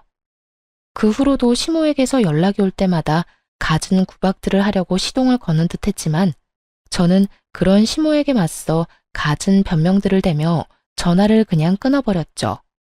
어쩌다가 시댁이라도 가는 날엔 남편이 시모의 말을 끊어버려 무사히 상황을 넘긴 적도 많았고요. 시모는 그렇게까지 저를 구박하면서도 며느리 자랑은 또 하고 싶은 사람이었고 친구와의 모임을 가질 때마다 저에게 연락을 해왔어요. 아가, 나다. 너 어디니? 저요? 저 지금 집인데 무슨 일 있으세요? 일은 무슨? 내가 지금 친구들을 만나고 있는데 내 친구들이 네가 보고 싶다고 하는구나. 마침 너희 집 근처인데 잠시 왔다 갈 수 있겠니? 제가 시모 친구들과 친한 것도 아니고 그분들이 제가 보고 싶을 이유가 뭐가 있겠어요? 그냥 저에게 계산하러 오라는 말을 애둘러 저렇게 하는 것이었죠. 전 그런 시모의 의중을 알고 있었고 그 정도쯤이야 해주자는 마음으로 연락이 올 때마다 모임 장소로 가 계산을 해주거나 여의치 않을 땐 용돈을 보내주기도 했습니다. 때론 모임에서 여행을 간다고 하면 남편을 생각해서 남편이 줬다고 하며 용돈 봉투를 드리는 일도 있었죠. 이렇게 저는 제 나름대로 시비를 걸어오는 시모를 적절하게 구워 삶아가며 지내고 있었고 가끔 제가 드리는 용돈 봉투에 나름 만족을 한 시모는 처음처럼 저를 심하게 대하진 않았죠. 그러던 어느 날 친정에서 연락이 오더라고요. 엄마는 꽤나 진지한 목소리로 노후 계획을 저에게 알려주시더라고요. 딸, 아빠랑 나 서울 생활 다 정리하고 조용한 시골에 가서 살려고 해. 정말? 좋지. 그렇지 않아도 아빠 나이도 있는데 너무 무리한다 싶기도 했었는데. 그래서 언제 가게? 서울에서 많이 먼 곳으로 갈 거야? 아니, 많이 멀진 않고 그냥 조용한 곳으로 가려고. 조만간 가게 될 거야. 정리가 다 되는 대로 가려고. 그래서 하는 말인데 정리하는 대로 우리 노후 자금 빼곤 너한테 미리 네 몫은 다 주려고 하는데 괜찮지? 아, 괜찮겠지. 우리가 네 돈 뺏는다는 것도 아니고 준다는데 너가 안 괜찮을 리가 있겠어? 놀랐어요. 갑자기 재산을 준다니까 놀라울 수밖에요. 아, 잠깐만. 무슨 재산을 1, 2만 원 용돈 준다는 듯이 간단하게 넘겨주는 거야. 난 아직 마음의 준비가 되지 않았다고. 돈 받는데 무슨 마음의 준비? 남들은 못 받아서 안달이라는데 넌 무슨 애가 이리도 욕심이 없어? 욕심이 없는 게 아니라 상황이 그렇잖아. 아빠나 엄마는 아직 정정한데 재산 정리를 왜 벌써 해? 그러지 말고 다 가지고 있으면서 하고 싶은 거, 먹고 싶은 거 다 하면서 살면 되지. 우리 건강한 거 우리도 잘 알고 먹고 싶은 거, 하고 싶은 거 할 돈은 빼고 주는 거니까 그런 걱정도 하지 말고. 우리 이제 골치 아픈 건 생각 안 하고 살고 싶어서 그래. 오죽했으면 다 정리하고 시골 가서 산다는 마음을 먹었겠니? 돈 가지고 있으면 또 투자하고 싶고, 투자하다 보면 사업하고 싶고. 그렇게 되면 네 아빠가 시골까지 가서 가만히 쉬고 있겠니? 그러니까 네 아빠 쉬게 만드는 길이다 생각하고 받아. 노후엔 나도 네 아빠랑 오붓하게 조용하게 좀 살아보자, 딸. 이렇게까지 말씀하시는데 어쩔 도리가 없더라고요. 사실 돈을 달라는 것도 아니고 준다는데 싫은 것도 아니었고요. 결국 전 부모님의 뜻에 따르기로 했고, 부모님은 빠르게 자산들을 정리하기 시작하셨어요. 재산이 좀 된다는 건 알고 있었지만 부모님이 마음먹고 정리를 시작하니 동산, 부동산, 현금 자산까지 80억 가까이 되더라고요. 부모님은 먼저 말씀하신 대로 노후 자금과 혹시 모를 상황에 대비한 건물 한 채만 빼곤 거의 저에게 물려주시게 되었습니다. 이러한 과정에서 남편도 자산 규모와 함께 그 큰 금액이 저에게 들어온다는 사실을 알게 되었고, 저보다 더 들떠한다 싶더니 점점 변해가기 시작하더라고요. 아무래도 들뜬 남편의 행동이 위험하다 싶었는데 결국 남편은 사고를 치고야 말았습니다. 대기업을 다니던 남편은 대출이 잘 나왔는데 어느 날부터 제게 묻지도 않고 대출을 턱턱 내서 돈을 쓰고 다니기 시작하더라고요. 그런 행동의 시작은 차였어요. 어느 날은 저에게 묻지도 않고 외제차를 떡하니 사와 저에게 당당하게 그 대출금을 갚아달라고 하는 것이 아니겠어요? 여보, 이것 봐라. 나 차 바꿨어. 어때? 죽이지? 죽이지 않냐고 묻는 남편을 보며 정말 그 입을 틀어막아 죽여버리고 싶더라고요. 남편이 원래 타고 다니던 차도 멀쩡했는데 저에게 상의 한마디 없이 한두 푼도 아닌 차를 떡하니 사왔으니 이런 마음이 드는 것도 무리는 아니었죠. 갑자기 차를 바꾸긴 왜 바꿔? 전에 타던 차도 멀쩡했잖아. 아니, 무슨 돈으로 바꾼 거야? 당신한테 이렇게 큰 돈이 어디 있다고? 나한텐 없어도 당신한테 있잖아. 일단 대출 내서 샀지. 그러니까 당신이 좀 갚아줘. 나 이 차 사는 게 내 꿈이었단 말이야. 내 소원 들어준다 치고, 응? 응? 당신이 안 갚아주면 나 월급 통으로 대출금 갚아야 해. 도와줄 거지? 갚아줄 거지. 당신한텐 이 정도 돈이야 껌이잖아. 정말 절도 한숨이 다 나오더라고요. 정말 내가 알던 남편이 맞는 것인지, 내가 사랑했던 남자가 이렇게 철이 없던 남자가 맞는 것인지, 오만 가지 생각이 스치며 한숨이 끊이지 않고 나오더라고요. 그 돈이 어떤 돈인데 그걸 이딴 식으로 쓰라고? 당신 제정신이야? 꼭 필요한 것도 아니고 사치나 부리라고 우리 부모님께서 돈 준 줄 아냐고. 애도 아니고 한두 푼짜리도 아닌 차를 충동적으로 사면 어쩌겠다는 거야? 생각이 있어 없어? 내가 오죽 갖고 싶었으면 이렇게까지 했겠어? 그러지 말고 자기야, 한 번만, 딱 한 번만 도와줘. 앞으로 이런 일 절대로 없도록 할게. 응? 아, 이번이 처음이자 마지막이야. 한 번만 더 이딴 식으로 행동했다간 정말 국물도 없어. 응, 물론이지. 여보 사랑해.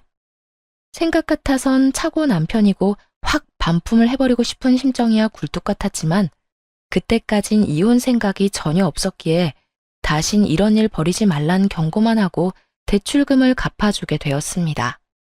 지금 생각하면 제가 참 한심하지만 그땐 돈보단 남편이 더 중요하다는 생각이 컸던 것 같아요. 미련스럽게도 말이죠.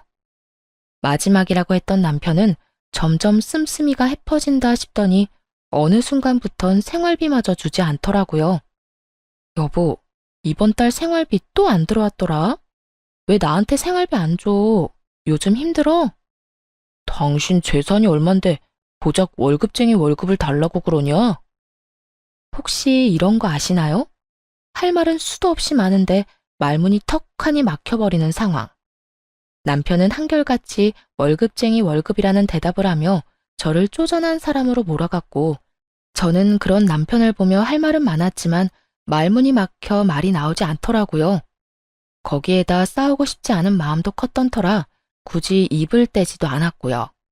하지만 그런 날이 많아지면 많아질수록 저는 점점 더 지쳐만 갔고, 남편의 변화가 더는 제 선에서 감당할 수 없다는 생각이 들기 시작하던 어느 날이었어요.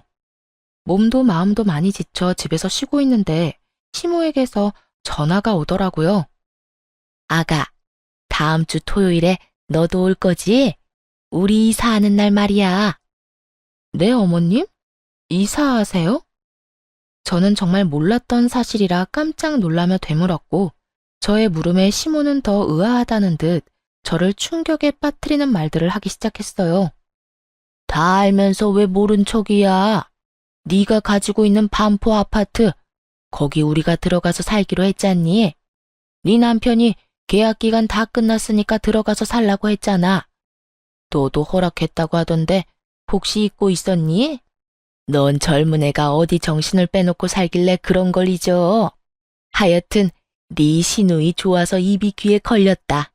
그렇지 않아도 아파트 노래를 부르더니 드디어 주택에서 벗어나 아파트에서 산다고 말이다. 하여튼 토요일에 올 거지? 와서 정리 좀 도와. 포장이사라고 해도 그 사람들이 뭐 제대로나 하겠니? 이게 무슨 소리인가 싶더라고요. 제가 투자 목적으로 사뒀던 아파트에 시모가 들어가서 산다뇨. 심지어 저는 세입자가 나가기로 한 것조차 모르고 있었는데 이게 다 무슨 소리인가 싶어 남편에게 전화를 걸었습니다. 이게 다 무슨 소리야? 어머님이 왜 반포 아파트로 이사를 가? 그거 이야기한다는 걸 깜빡했네. 몇 달 전에 당신 씻고 있을 때 당신 휴대전화로 세입자한테서 전화가 왔더라고. 연장하고 싶은데 어떻게 생각하시냐고. 그 순간 우리 식구들이 생각나지 뭐야? 엄마도 그렇고 여동생도 그렇고 아파트 사는 게 꿈이라고 했거든. 그래서 연장은 힘들 거라고 하고 식구들한테 그 집 들어가서 살라고 했어. 그러니까 당신도 그렇게 알고 돌려줄 보증금 준비해놔. 알겠지? 그러면 나 바빠서 끊어. 아참, 나 오늘 늦어. 기다리지 말고 자. 여기까지도 화가 나서 어찌할 바를 모르겠는데 그 뒤로 들려오는 소리는 저의 화를 폭발시키고야 말았습니다. 오빠 그렇게 잘 살아? 반포 아파트라는 것 같던데. 거기 엄청 비싸지 않아? 월세만 해도 장난 아닐 텐데. 그런 집을 부모님 살게 해드리는 거야? 뭐, 얼마 안 해. 그거 말고도 더 있기도 하고, 그깟 월세 받으면 얼마나 받는다고. 우와, 오빠 차도 엄청 좋더니 엄청 부자인가 보다. 나 결정했어. 나 오빠 여자친구 할래. 오빠 나 어때? 나야 좋지. 바쁘다던 남편은 너무 바쁜 나머지 전화를 끊는 것마저 깜빡해버렸고, 그 덕에 전 남편이 뭐 때문에 바쁜 것인지 수화기 너머로 다 듣게 된 것이었죠. 날마다 바쁘고 힘들다고 술을 퍼마시고 다니더니 집에 주는 생활비를 술집에다 쏟아붓고 있었다는 사실을 알게 되니 참을 수가 없었어요. 거기에다 그간 남편의 행실을 돌이켜보니 하룻밤 실수가 아니란 걸 확신했고, 전 이혼을 마음먹으며 흥신소에 의뢰해 남편의 뒤를 밟게 되었습니다. 기다리던 흥신소에서 증거들과 함께 정보를 받아 살펴보던 저는 정말 기가 차서 숨이 멎어버리는 줄 알았어요. 남편의 상간녀는 따로 있었는데 술집 여자인 것도 모자라 나이가 20살밖에 되지 않았더라고요. 심지어 그 여자에게 집까지 마련해준 상태였는데 대출을 받아 보증금을 해주고 월세로 큰 금액을 내고 있는 상황이더군요. 거기에다 생활비에 사치비용까지 대고 있었으니 현금 서비스를 비롯해 대출을 받아가며 그 많은 돈을 충당하고 있더라고요. 이렇듯 살림까지 차려주고도 만족이 되지 않았는지 여전히 업소를 들락날락하고 있기도 했고요. 그 많은 정보와 사진 중 단연 충격이었던 건 녹음 파일이었어요. 그 파일은 두 사람이 대화를 나눈 내용을 녹음한 파일이었는데 그 내용이 정말 가관이더라고요. 오빠, 그래서 이혼은 할 거야? 이혼? 지금 생각으론 이혼은 안 하는 게 여러모로 좋을 것 같아. 알아보니 상속받은 재산은 분할이 안 된다고 하더라고. 그 여자가 가지고 있는 재산 대부분이 물려받은 건데 이혼하면 그 돈은 한 푼도 못 건질걸? 정말? 그러면 이혼하지 말고 그냥 그 여자 옆에 딱 붙어 살아. 난 괜찮으니까. 난 그저 오빠가 이렇게 날 사랑해주는 마음만 해도 충분해. 극과 토적, 뭐가 중요해? 마음은 나한테 있는데. 그래, 그렇게 생각해준다면 너무 고맙지. 내가 그 멍청한 여자 잘 구슬려서 돈 많이 뜯어낼 테니까 우리 아기는 갖고 싶은 가방 리스트나 작성해두고 있어. 이 오빠가 다 사줄게. 아니다, 당장 사러 갈까? 이 오빠 대기업 다니는 거 알지? 우리 아기 가방 사줄 능력 정도는 된다고. 정말? 어, 너무 행복해. 그렇지 않아도 갖고 싶은 가방이 있긴 했거든. 그런 게 있으면 진작 이 오빠한테 말했어야지. 가자. 얼마나 행복하신지 상간녀와 남편의 목소리는 하늘을 날고 있었고 그들이 행복하면 할수록 저는 복수심에 불타고 있었습니다.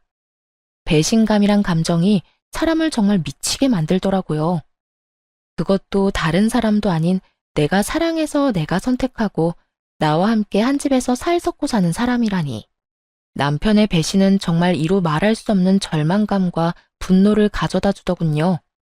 시댁에서 아무리 저를 괴롭혔어도 시모가 도무지 제 상식선에 이해가 되지 않는 행동으로 저를 괴롭혔대도 온종일 붙어 있음에 감사하며 웃음이 끊기지 않던 행복했던 추억으로 참고 살아왔는데 정말이지 그 모든 추억과 행복이 산산조각이 나는 기분이더군요. 모든 파일을 들은 순간 저는 이혼을 더욱 확신하게 되었고 바로 부모님께 연락을 드려 모든 사실을 알리고 제 짐을 하나둘씩 부모님께 보내버렸어요. 모든 사실을 안 아빠는 당장이라도 서울을 와 그놈을 가만두지 않겠다고 화를 내셨지만 전 그런 아빠에게 제게도 다 생각이 있고 계획이 있다며 잠시 기다려달라고 했죠. 아빠는 뜻대로 되지 않는 일이 있다면 망설이지 말고 연락을 하라고 했고 전 알겠다고 하며 아빠를 안심시켜 드렸어요. 주어진 시간이 많지 않았던 상황이라 전 뭐든 서둘러 처리하기 시작했어요.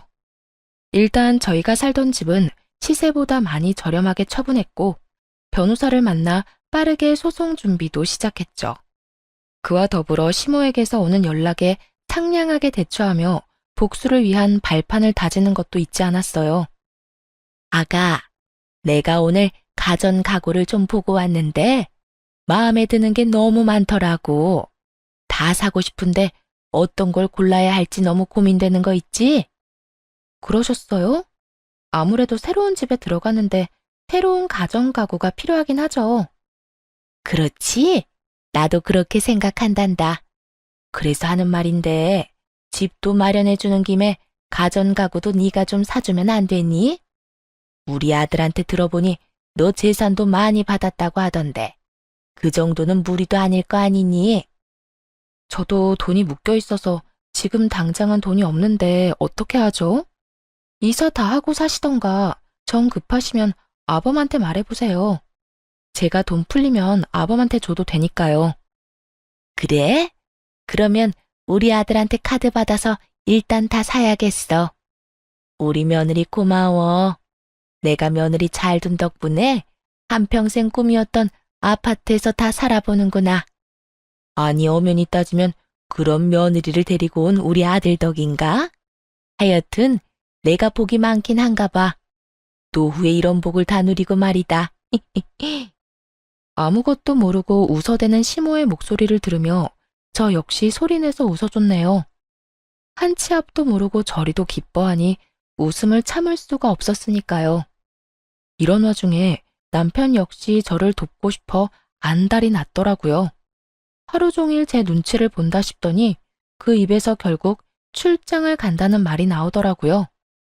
그렇지 않아도 남편이 눈치채지 못하고 이혼 준비를 하느라 힘들었는데 제 발로 알아서 나가준다니 저에겐 이보다 큰 도움은 없으니까요.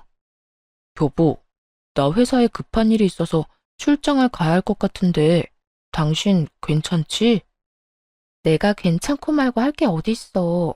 회사에서 가라고 하는데 가야지. 나 신경 쓰지 말고 다녀와. 짐 빠뜨리지 말고 잘 챙기고. 과연 정말 출장일까요? 저는 200% 아니, 압도적인 확률로 상간녀와의 여행길이라 확신했어요. 정말 출장이라면 제 눈치를 저렇게까지 살필 인간이 아닐 뿐더러 출장을 말하는 남편놈의 얼굴에 묘한 들뜸이 보였기 때문이었죠. 저는 두말 없이 웃으며 다녀오라고 했고 남편은 밝게 웃으며 출장을 떠나게 되었습니다. 그 덕에 저는 남편놈 눈치 따윈 보지 않고 보다 여유로운 상황에서 이혼 준비를 잘 마치게 되었고 비로소 기다리고 기다리던 약속의 토요일이 되었습니다. 아침에 눈을 뜬 저는 마지막으로 남은 짐을 챙겨놓고선 곧 들이닥칠 시모와 시누이를 기다리며 커피를 마시고 있었어요. 얼마 지나지 않자 거칠게 문을 두드리는 소리와 함께 벨소리가 들려왔고 제가 문을 열어주니 화가 난 시모와 시누이가 집으로 들어오더라고요. 언니, 이게 다 무슨 말이에요? 집을 팔았다뇨? 그 집을 왜 팔아요? 오늘 우리 이사하기로 한 거 잊었어요? 그러게나 말이다. 내가 얼마나 황당했는 줄 아니? 새벽 대바람부터 이삿짐 챙겨서 갔는데 다른 사람이 집에서 나오길래 얼마나 놀랬는데. 그렇습니다. 전 사는 집을 정리하며 반포 아파트마저 처분해버렸고 그 집엔 새로운 집주인이 살고 있었던 것이었어요. 물론 시세보다 저렴하게 처분하게 되어 아깝긴 했지만 제 계획대로 다 흘러가게 되었으니 그 정도는 감수할 만했습니다. 그 덕에 시모와 시누이의 이런 꼴까지 볼 수 있었으니 말입니다. 시모와 시누이는 당황스러움과 혼란스러운 현실 앞에 얼굴을 붉히며 저에게 따지고 들었고 전 마시던 커피를 마저 마시곤 두 사람 앞에 섰습니다. 그 집 판 거 맞아요. 내 집 내가 처분하겠다는데 두 사람이 왜 이 난리예요? 그걸 몰라서 물어요? 그 집 우리가 들어가서 살기로 했다고요. 우리 오빠가 그 집 이제 우리 집이니까 들어가서 살면 된다고 했다고요. 그런데 그 집을 팔면 어떻게 해요? 어떻게 하긴 어떻게 해. 길거리에 나앉는 거지. 아직도 상황 파악이 안 되니? 나 잘난 네 오빠랑 이혼할 거야.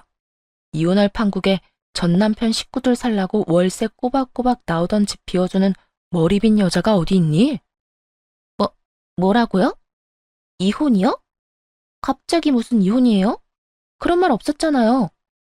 갑자기 이혼이라. 그래, 나도 갑작스럽긴 하다. 네 오빠가 바람 피우는 걸 갑작스럽게 알게 돼서 나도 좀 서두를 수밖에 없었거든. 시모와 시누이에게 청천벽력과도 같은 말이었겠죠. 이제야 낡아빠진 주택을 벗어나 넓고 깨끗한 아파트에서 살게 됐다고 신나서 이삿짐까지 꾸려왔는데 눈앞에서 꿈이 사라졌으니 그 충격 말로 다할 수 없는 상황 아니겠어요? 두 사람은 현실을 부인하고 싶은 듯 자신의 오빠는 자신의 아들은 절대 그럴 리가 없다며 도리어 제가 오해한 것이라고 우겨대기 시작했어요. 오빠가 바람이요? 설마, 아닐 거예요. 우리 오빠가 왜 그런 미친 짓을 하겠어요? 언니, 혹시 우리한테 집 내주기 싫어서 이런 거예요?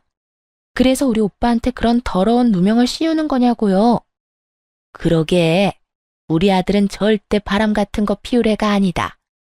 네가 뭔가 크게 단단히 오해하고 있는 걸 거야.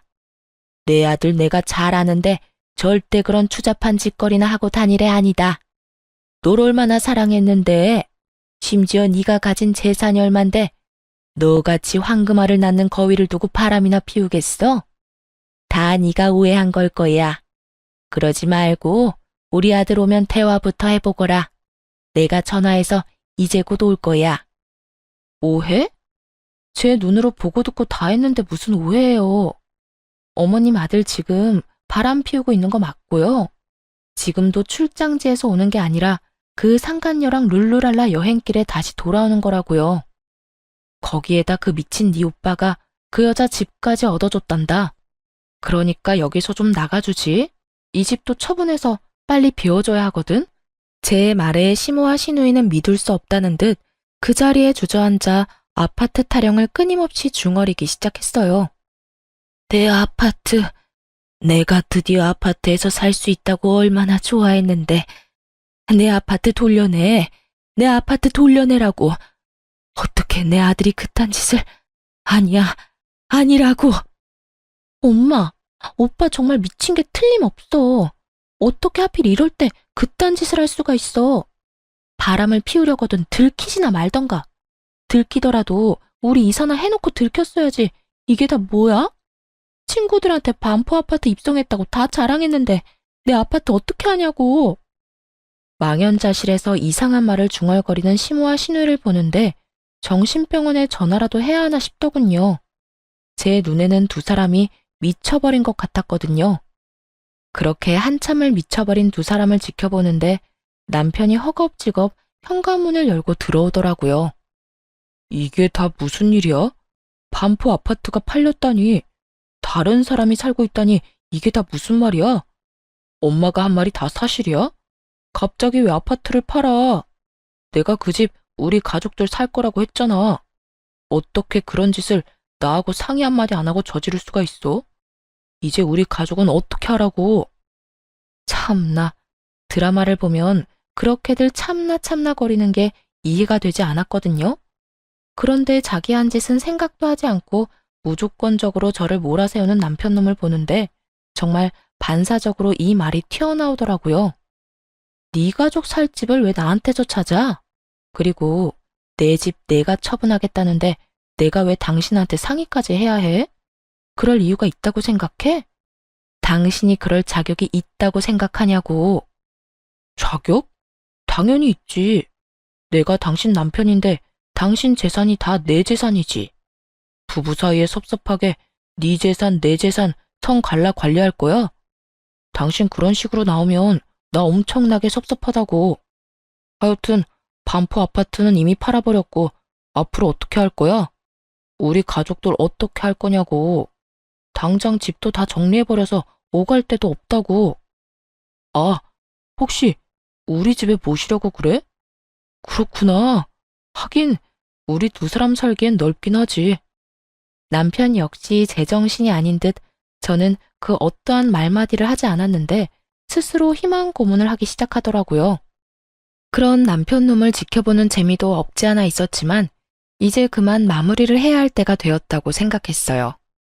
전 시모와 시누이가 지낼 방을 열심히 고민하는 남편놈을 향해 손바닥을 보이며 멈추라는 제스처를 취한 후 이혼을 통보했습니다.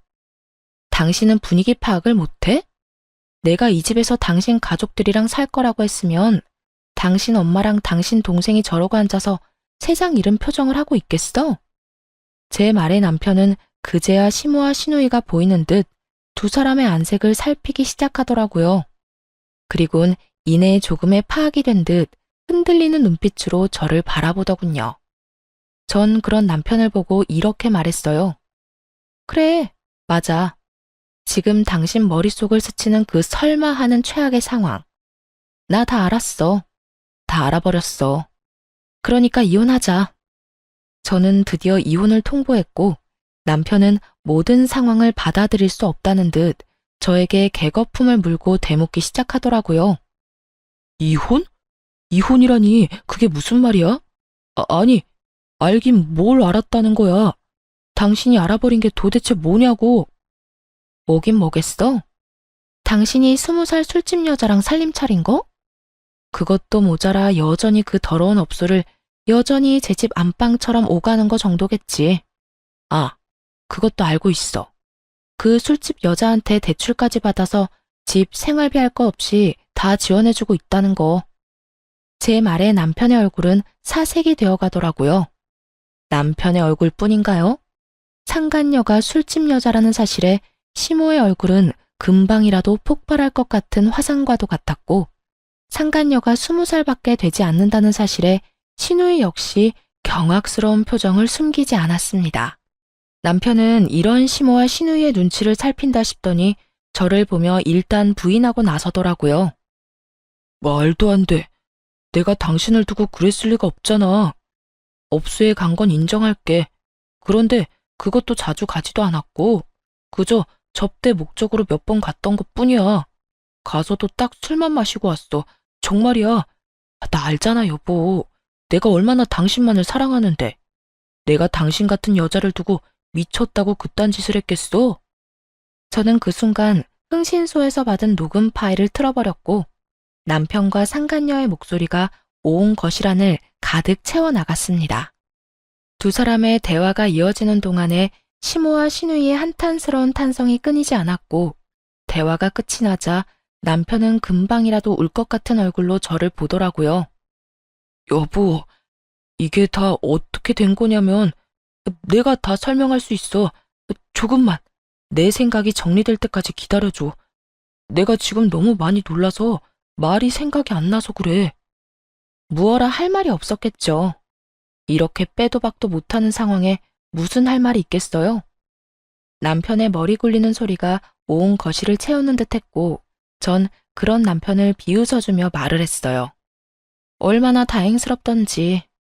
내가 혹여나 당신한테 내가 가진 돈이라도 줬더라면 그년 집, 생활비, 심지어 가방까지 그 모든 걸 내 돈으로 해결했을 거 아니야? 대충 내가 알아본 것만 해도 대출금이 어마어마하던데 도대체 어떻게 해결하려고 겁도 없이 대출을 그렇게나 받았대? 아무리 대기업이 좋다지만 그 정도까지 감당할 능력이 된다고 생각해? 너 이제 끝이야. 퇴직금 탈탈 털어넣어도 대출금 상환은커녕 내 위자료도 못 줄 거라고. 현실적인 액수들이 제 입에서 쏟아져 나오고 남편은 그제야 자신이 무슨 짓거리까지 하고 있었는지 깨달은 듯 자리에 무릎을 꿇고 앉더라고요. 맥이 다 풀려버린 듯 그대로 무너진 남편 놈은 자기 머리를 잡아 뜯더니 아주 생각나는 대로 짓거리더군요. 여보, 제발 한 번만 용서해줘. 내가 정말 미쳤었나 봐. 내가 없이 살다가 갑자기 그렇게 큰 돈이 당신한테 생겼다고 하니까 그 돈이 마치 내 돈처럼 느껴지면서 정신이 나갔었어. 내가 당신한테 그러면 안 되는 건데. 그 순간에는 내가 그런 사리분별을 할 정신조차도 없었다고. 그러니까 나 한 번만 용서해주면 안 될까? 우리 집엔 아무것도 안 해줘도 돼. 그냥 나 하나만 좀 용서해줘. 나 당신 없이 못 사는 거 알잖아. 당신도 나 사랑하잖아. 아니, 사랑했잖아. 우리 행복했던 순간도 많았잖아. 그러니까 그 추억 떠올리면서 나 한 번만 더 받아줘. 응? 행복했던 순간이라고 하더라고요. 그 행복했던 순간을 산산조각 내 두 번 다시 떠올리게 만들고 싶지도 않게 만든 사람이 누군데 감히 제 앞에서 그 순간을 들먹거리다니. 저는 그 순간 남편 놈이 용서가 되지 않았고 그대로 제 앞에 무릎을 꿇고 앉은 남편의 뺨을 때려버렸어요. 그리고는 외도 사진들을 던져주며 이렇게 말했습니다. 용서? 이딴 걸 다 봐버렸는데 넌 용서가 될 것 같아? 넌 내가 정말 우습구나. 이 와중에 용서란 단어를 입에 올리는 걸 보니까 말이야. 그리고 어디서 감히 추억을 들먹여? 그 행복했던 모든 순간을 떠올리기도 싫어. 과거 일로 만든 사람이 누군데? 제발 부탁하는데 더는 구질구질하게 굴지 말고 이혼해. 단호한 저의 태도에 남편은 제 바지가랑이를 붙잡고 매달리기 시작했고 전 그런 남편을 힘껏 뿌리치며 남편 주머니에 있던 차키를 빼앗아 버렸어요. 차키는 왜? 내 차키야. 내 차라고. 야, 정신 차려. 네가 입고 걸치고 몰고 다니는 것 중에 네 거라고 할 수 있는 게 있다고 생각하니? 네가 사랑하는 그 차, 그거 내 명의인 거 잊었어? 네가 나한테 말도 없이 대출받아 덜컥 사온 네 차, 대출금 갚아주는 조건으로 내 명의로 바꾼 거 잊었냐고. 돈도 내가 내고 명의도 내 명의인데 그 차가 왜 네 차야? 여보, 그 차만 나 주라. 그 차만 나 주면 내가 조용히 분말 없이 이혼해 줄게. 당신도 내가 끈질기게 굴면 귀찮을 거 아니야. 그러니까 그 차만 나 줘. 그러면 내가 지금 당장이라도 도장 찍고 당장 이혼할게. 응? 아니, 그냥 끈질기게 굴어. 난 전혀 귀찮지 않아. 난 차고 넘치는 돈으로 능력 있는 변호사 선임할 거고 그 변호사분들이 알아서 다 해주실 건데 내가 뭐가 귀찮겠니? 그러니까 너도 없는 살림에 변호사 선임 잘해서 소송 잘 해내. 기대할 테니까. 저는 그대로 집을 나와버렸습니다. 그 후 진행된 이혼은 결혼과는 달리 순조롭게 진행되었어요. 워낙 증거가 확실했던 터라 이혼은 당연했고 그만큼 위자료도 받을 수 있었죠. 상간녀 소송 역시 저의 승소로 끝이 나며 상간녀에게도 위자료를 받을 수 있었습니다. 이혼을 한 후 빚쟁이 거지가 되어버린 전 남편에게서 더는 벗겨먹을 것이 없었던 상간녀는 그간 전 남편이 사주었던 모든 것을 챙겨 도망가 버렸고 폐인이 된 전 남편은 그나마 자랑거리였던 대기업 회사마저 잘렸다고 하더군요. 그간 저를 믿고 회사 생활을 속된 말로 개판이라 했던 터라 이혼 이야기가 오가기 전에 이미 권고사직을 받은 상태였단 걸 알 수 있었죠. 오갈 데가 없어진 시댁 식구들은 어떻게 됐냐고요? 뻔하지 않나요? 사실 이전 시댁 식구들이 살던 집은 작은 보증금의 월세를 주고 살던 주택이었는데 일이 그렇게 된 후 마땅히 오갈 데가 없어 급하게 다 쓰러져가는 낡은 주택에 세를 주고 옹기종기 모여 살고 있다는 이야기를 들을 수 있었어요.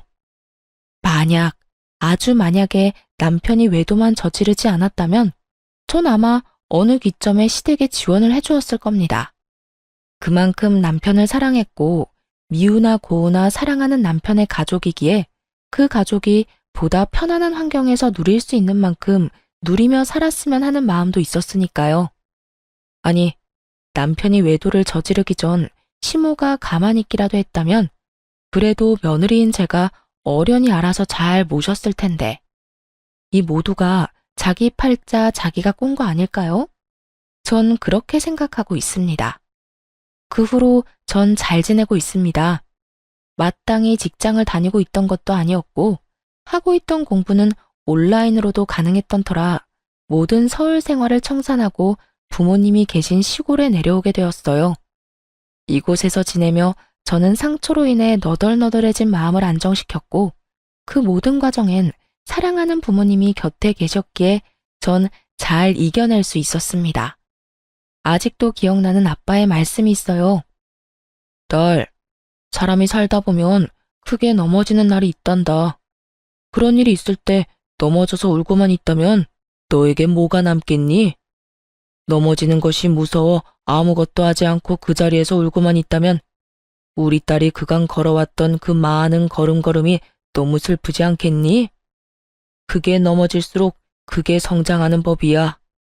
크게 넘어졌을 때 힘들더라도 털고 일어서면 다시 내딛게 되는 걸음걸음에 좋은 밑거름이 될 거다. 그러니 지금 많이 슬퍼하되 털고 일어날 땐 그 슬픔도 다 털고 가벼운 마음으로 크게 한 발 내딛거라. 알겠지? 전 아빠의 말씀대로 슬픔도 아픔도 다 털어냈고 다시 한 발 내딛게 되었습니다. 힘든 만큼 공부에 집중했고 그 결과 공인중개소를 열게 되었어요.